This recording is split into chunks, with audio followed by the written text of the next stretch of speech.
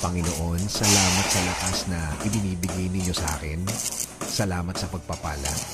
Salamat sa lagi kang nakahanda na ako'y tulungan palagi. Alam kong lagi kang nakasuporta sa akin. Kahit ang nasa harapan ko ngayon, ang mga nangyayari ngayon, ang mga problemang nasa buhay ko ngayon ay hindi ko maintindihan. Kahit na ang tingin ko sa sitwasyon ko ngayon ay napakagulo. Sa iyo pa rin ako aasa, sa iyo pa rin ako kakapit because you said in your word that you will always be there for me with a helping hand. As a father to me, I thank you, Lord. Hindi ako manghihina sa mga bagay na to.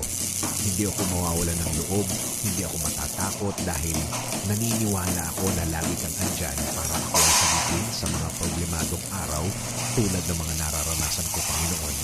Alam ko, Lord, things will never be the same, na ang lahat ng ito'y magbabago, na ang lahat ng ito'y mabibigyan mo ng sagot, na ang lahat ng ito'y nasa harap ko lang na ikaw ay nagbibigay ng iyong blessings behind the scene. Dahil alam ko, Lord, na ako'y bahagi ng iyong plano. Plano para ako'y mapunta sa mabuti. Plano para mas mapaganda ang kinalalagyan ko. Plano para hindi ako masaktan. At plano na ikagaganda ang aking buhay.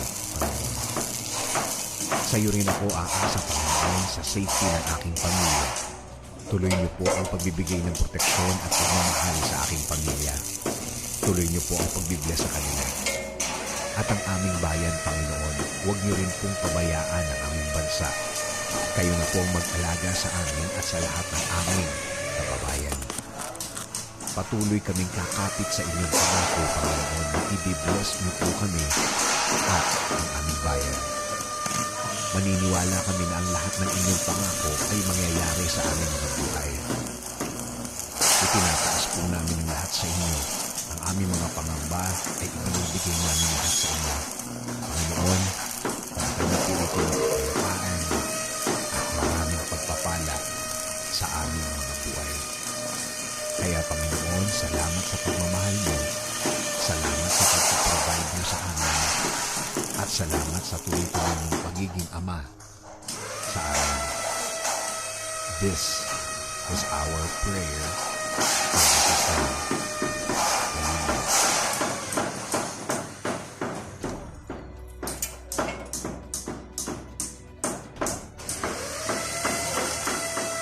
Thanks for watching. Paki-like and share ang video na napanood mo para mas maraming matulungan ng mga kababayan natin, hindi lang dito sa Pilipinas, hanggang sa ibang bansa. And don't forget to like and follow my page, Dennis Antinor Jr. Certified. Thanks!